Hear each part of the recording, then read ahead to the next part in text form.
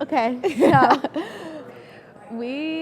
I feel like we have these conversations all the time, but it's just different when it's like cameras in your face. Like, Yeah, this is different. But I mean, I feel like as we are looking to break into, sports and entertainment, and obviously we go to the school for that, and we both came to Miami for that, it's really integral that we have like the diverse conversations at these yeah, conferences, and I think we haven't quite gotten in there yet, but I feel like we have a inside scoop into what that looks like for like women in sports and honestly women in entertainment in general.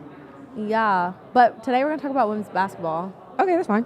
I Okay. know a little something about that. Yeah, I mean, we both intern at the Women's National Basketball Players Association, and we're super into sports marketing and brand partnerships, social media content creation, how women athletes can advertise themselves on their own platforms because, as we know, they are not getting paid what they should be getting paid on the court.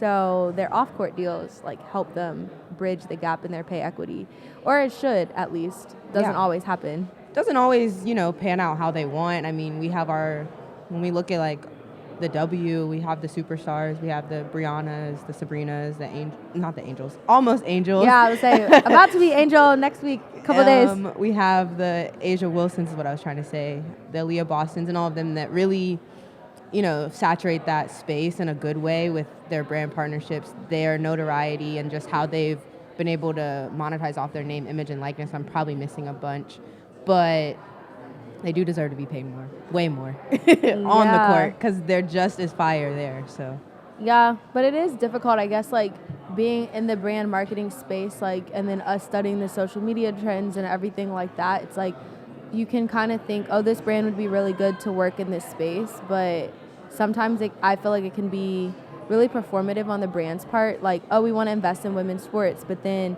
it's very selective what sports they want to invest in. And I do see, like, studying the market, I think women's basketball is left out of a lot of investment opportunities for sponsorships and marketing just as a whole, because unless you are one of those superstars, it is really hard to get your own like endorsement deals going. And I think that plays into the larger conversation of the value of having people on your team that are advocating for you, which is like what we're at this conference to learn and discuss and talk about how to be a good advocate for your clients, because most of us want to be lawyers, some of us want to be agents. Like, those are all stakeholders in this larger ecosystem that's going to turn the tide of these deals. But right now it is like you reach out to brands and they're like, oh, budget. yeah. Oh, sorry. Or no response. Yeah. So I think it's a shame. difficult. It really is. Because it's like, as we look at we're speaking specifically about the W, but as we look at the W, like the stories that they're able to tell, we talk about this all the time. Like every single player has a unique background, has something different, has some different passion that honestly brand alignment should be easy. Brands should be at their feet wanting to have them endorse them. I mean, you think about the international landscape. We have so many players that either go overseas and have created their celebrity and notoriety there, or are just simply international players in general. That's a whole nother aspect. There's the aspect of pay equity that kind of, talks about everybody. There's Black women, there's Latino women, there's women that are very advocate in the LGBTQIA plus space. Like, there's just so many avenues that I don't understand how brands are missing the mark or just not seeing the alignment. And player parents and fertility and women's health. Like, there's so many things that brands say they care about, and I think that they're not seeing women's basketball as an opportunity to invest in those specific storylines.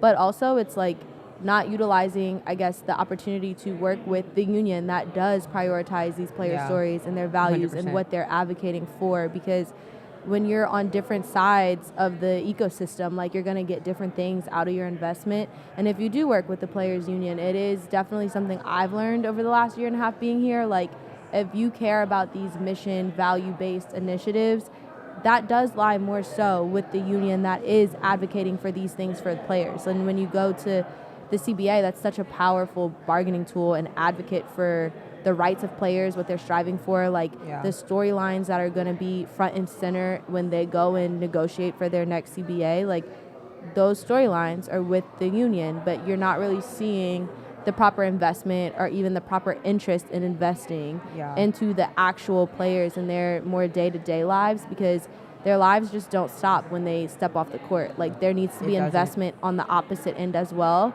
So I do think it's very interesting and it's very complex, which is why I think we both love it so much because it's so like, if you do one thing, then you have to now worry about something else, and then now that changes this, and so it's like always constantly moving and evolving. But essentially, it's like, yeah, there needs to be more media coverage. There needs to be better time slots for games. There needs to be better marketing of the actual product of the W, which is the players playing basketball. But when they step off the court, there needs to be proper investment on that end too. So those stakeholders that are on that side, like the marketing agents, the unions, the lawyers, the managers, those people have to be very business savvy and knowing the up and coming trends and what brands are actually putting their money where their mouth is so that they can better support their clients and help them have a more financially viable career that doesn't just exist while they're dribbling a basketball. Yeah, for sure. And it's all about, I think you nailed it with the fact that brands have to be willing to move with the market and expand. And I know it's just going to get more and more disrupted. Our generation, Gen Z, like, is going to come in and, like, they're unapologetic. They want what they want.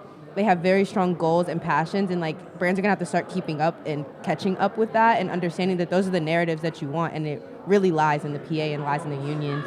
And it's interesting because I'm going to give a little educational tip. Everybody should go look at Dove. Mm-hmm. They did their body confidence campaign. There's also, I'm blanking on the brand, but the brand that worked with the U.S. women's national soccer team, and when they were fighting their pay equity. Was it Secret? Yeah, it was one of the, I think it beauty, might have been Secret. Like, health, what am I trying to say? Like, skin health. And that was the, like, when I think of brand alignment with, like, also pushing the narrative as far as, like, social impact, that was, like, a perfect campaign that probably in its time was, like, topping it and now could probably do even more.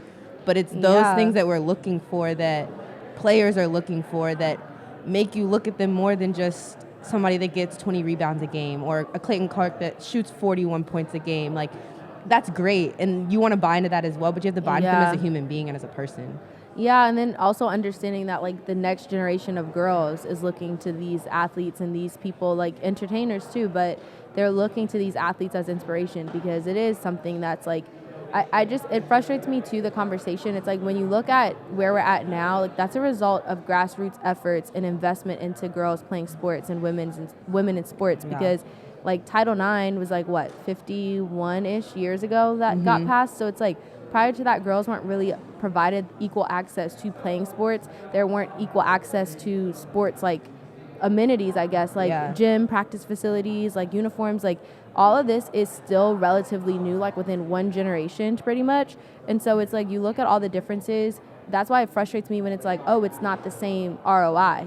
Well, it's like, it's not the same time that they've had to build this. That, But now the next generation of girls can grow up seeing Caitlin Clark and Angel Reese and Asia and Brianna and Juju, JJ. Literally the list everyone. Goes on and on. And so it's, like, really inspiring for them, but also just the way NIL has changed, like, so completely changed the landscape. Yeah, accessibility to these athletes, because before, when there was no media exposure for women's sports, how many people would have been able to see Caitlin Clark's game if girls basketball games still weren't played on TV, still didn't get any exposure? Nobody. You would only know if you were in Iowa. Like, if social media didn't exist, if, like, the investment into exposing the talent to the world did not exist, we wouldn't have access to this talent. So it's all kind of integrated together because Caitlin Clark's a superstar. So it's Angel Reese, and they're coming in, and it's like their NIL evaluations are millions of dollars, and you're coming into the W. Like, I'm really interested to see how that works. Yeah, like the transition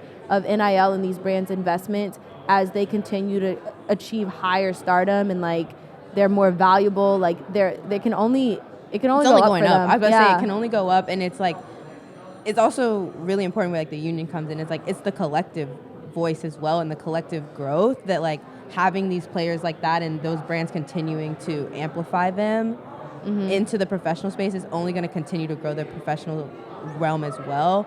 I think it's really interesting too because it's like, you look at Juju Watkins. She is a freshman at USC, and I think she just broke, like, the scoring record for a freshman in, like, NCAA tournament or just in general. And her valuation, I'm pretty sure, is close to $1 million, if not more. It probably is. I wouldn't be surprised. And she is 18 years old. Yeah. And it's like she's a beast on the court. She's a beast off. She has a great kind of landscape ahead of her that it's like I can only imagine where she's going to be when she hits the pros. And it's like the rest of the world just has to catch up. Like, I don't know if there's anything else to say besides the rest of the world has to catch up and recognize that it's growing and it's here and it's loud and it's proud, and the girls aren't going to change and they're not going to shut up. They're not going to stop. Like, it's just going to keep growing. And then it's like, the pressure is on to these media brands and media outlets. Like, okay, their broadcast deal is about to expire and you need to renew it. Like, the pressure is on ESPN. Like, are you going to everybody's looking? Yeah, like, are you going to give them the proper valuation? Are you going to give them the proper investment? Are you going to give them the right time slots? Because that's also something that, like, even me, like, interning at the PA and wanting to watch more games. Like, I remember, I was telling you this, like, I was trying to watch a playoff game, and I'm like, was blocked off, right, or something? Yeah, I'm like,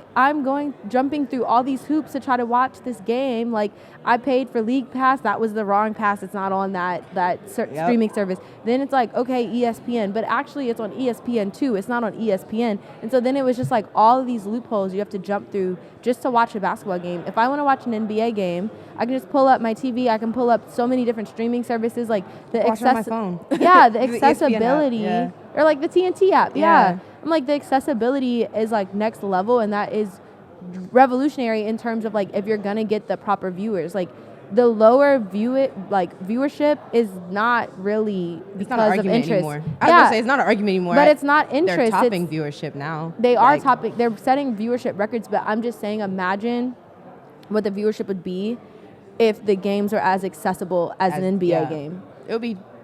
Yeah, I'm like, you're already different. breaking records, and we already have to go through all these links to watch these games. And like, it's better now recently than it used to be, but still, it's like I don't think anything and anyone is above criticism, but I think it can still, like, there's so much room to grow. Yeah. There's so much room to grow. And I mean, ESPN's going to be in pressure. Like, the W's growing, the viewership's growing. Do they take the route that NWSL took and has all these different multifaceted kind of, media deals that are widespread? Do they take the MLS route, go Apple? Yeah. Like, there's going to be so many options. There's going to be so many media companies looking for it that I'm really excited to see. And hopefully everybody comes with their appropriate valuation is all I'm going to say. I'm excited to see too. And I'm excited to welcome all the new rookies next week. I think it's a superstar studded class, and I'm excited. Like, also, like, even interning at the PA is an opportunity that we got through this program.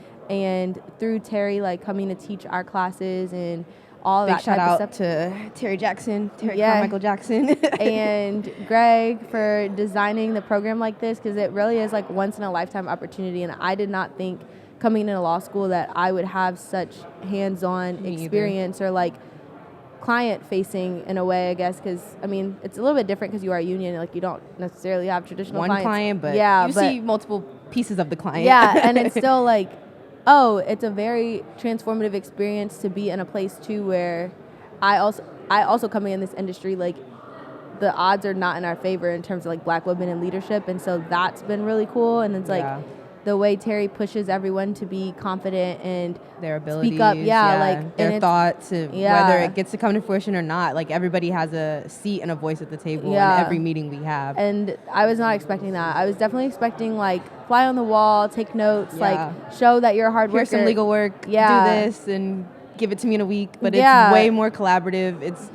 I'm with you on the coming into law school and not realizing that I thought I was gonna have to sit these 3 years, go to class, head down, and I wasn't gonna see a court, a room, a networking event to the caliber that we were able to go to, like the doc premiere and like rookie orientation, things like that, until I was done and I got the JD and passed the bar. And it's like, to say that I'm in my second year of law school and I've been able to do all that I have, and it's like, I know it's only going up. It's like, I'm in literally the thanks are to Greg and Terry and this program for sure.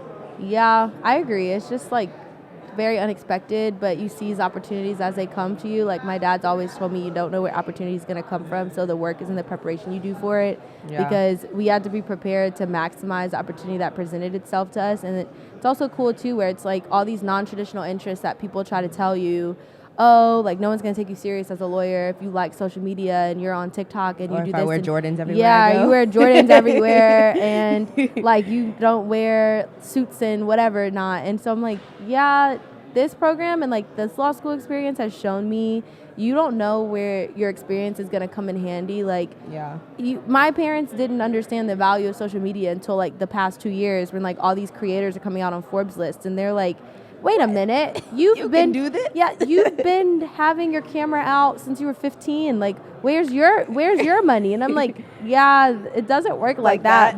But we're getting there, and we're not gonna shut it down. I have studied social media, and that comes in handy in different ways than like you think, because it's like, okay, social media and social content, that ties directly into marketing, and if you are going to represent talent, like, you just never know where your experience is going to come from. And this program really embraces like everyone coming from different backgrounds, different experiences, different interests, and using it to better serve clients in this space, in this industry.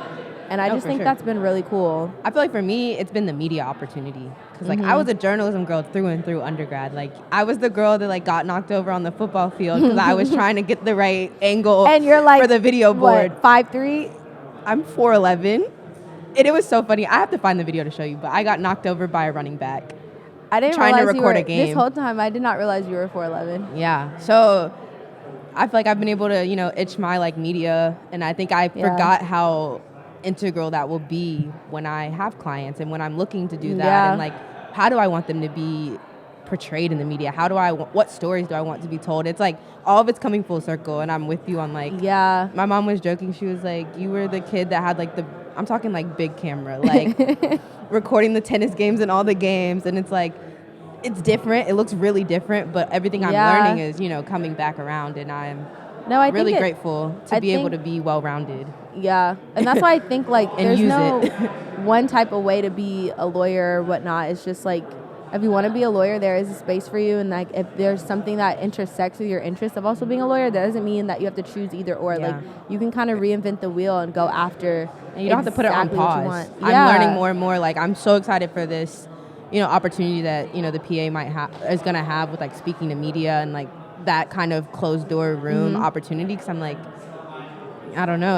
I look back and I laugh because I'm like, if you would have asked me when I started law school, I was like, oh, this could be the worst 3 years of my life. And like, it's hard. Don't get me wrong. The first year still is the worst. It is the worst, but it's hard. But you put it, like you said, you put in the work, you prepare. It's like everything comes out on the other side. After the first year, I feel like it balances out and you get more ingrained, especially with this program. After the first year, you get more ingrained in the area that you want to practice in.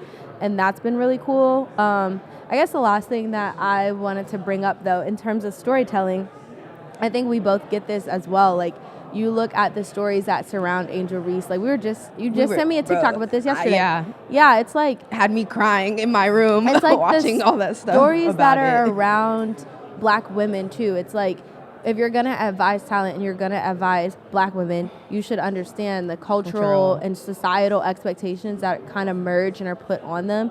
Where it's like, I look at what Angel Reese has gone through and like, kudos to her. Like, she's what, 22, I think? 22, yeah. Yeah, and it's like, you've been through so much at such a young age and you still have not let that like dim down your confidence. Put your crown down. Like, you continue to, walk every day with like take it from Christine, another tidbit from class, being unapologetically her. And it's like, but it is really important as you look at like marketing agents that like, you also have to understand the narrative so you can point out what maybe off first glimpse for you has no issue. We're talking about microaggressions now. Like, you might not see it, but even looking at that LA Times, was it LA Times? Yeah, the LA Times article. That was very obvious. It was very obvious. But I'm saying that's a very obvious way somebody can point it out. But there's other ways that like, that can happen. Being a Black woman or being a woman in general, like, you, as a advocate, if we're talking advocate, you have to understand the landscape 100%, or else you're putting your client in a